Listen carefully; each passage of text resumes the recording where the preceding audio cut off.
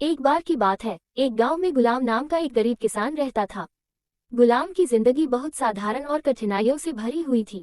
उसकी आजीविका का एकमात्र साधन उसका छोटा सा खेत था, जहां वह दिन रात मेहनत करके अपनी पत्नी जैनब और दो बच्चों अली और मरियम का पालन पोषण करता था। जैनब भी अपने पति के साथ खेत के काम में मदद करती और बच्चों की देखभाल करती थी। वे दोनों अपनी सीमित जिंदगी में खुश रहने की कोशिश करते और अपने बच्चों के लिए बेहतर भविष्य का सपना देखते। एक साल गांव में बारिश नहीं हुई, जिससे अकाल पड़ गया।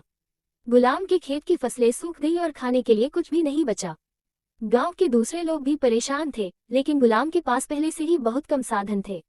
अब उसके पास न खाने के लिए अनाज था और न ही बेचने के लिए कुछ।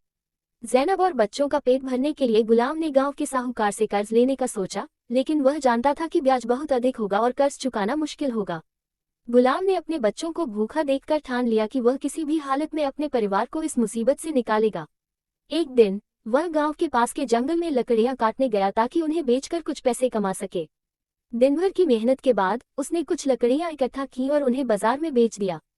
जो थोड़े बहुत पैसे मिले, उससे वह कुछ दिनों का राशन लेकर आया। गुलाम हर दिन जंगल में जाता और लकड़ियां काटता, लेकिन ये काम खेतीबाड़ी के मुकाबले में ज्यादा कठिन था। फिर भी वह अपनी मेहनत से कभी नहीं घबराया। उसकी मेहनत रंग लाने लगी और वह धीरे धीरे अपने कर्ज को चुकाने लगा। एक दिन गुलाम जमीन पर हिल चला रहा था कि अचानक उसे जमीन में कुछ चमकता हुआ नजर आया। जब उसने करीब जाकर देखा तो वह एक मिट्टी का पुराना बर्तन था।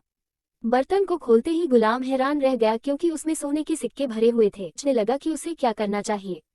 गुलाम ने अपने दिल में सोचा कि ये दौलत भले ही उसके कई समस्याओं को हल कर सकती है, लेकिन ये उसकी कमाई नहीं है। वह ये बात अपनी पत्नी जैनब से सलाह करने घर वापस आया।